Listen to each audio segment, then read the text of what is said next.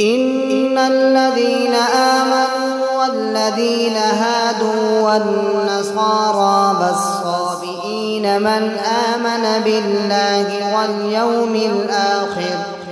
واليوم الآخر وعمل صالحا فلهم أجرهم عند ربهم ولا خوف عليهم ولا هم يحزنون. وإذ أخذنا ميثاقكم ورفعنا فوقكم الطور خذوا ما آتيناكم بقوة واذكروا ما فيه لعلكم تتقون.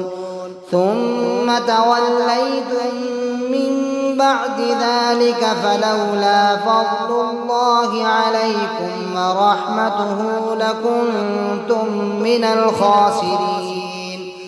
ولقد علمتم الذين اعتدوا منكم في السبت فقلنا لهم كونوا قردة خاسئين فجعلناها نكالا لما بين يديها وما خلفها وموعظة للمتقين.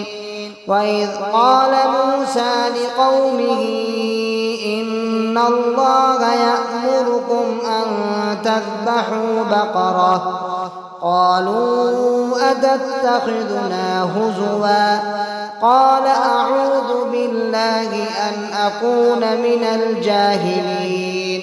قالوا ادع لنا ربك يبين لنا ما هي قال إنه يقول إنها بقرة لا فارغ ولا بكر عوان بين ذلك فافعلوا ما تؤمرون.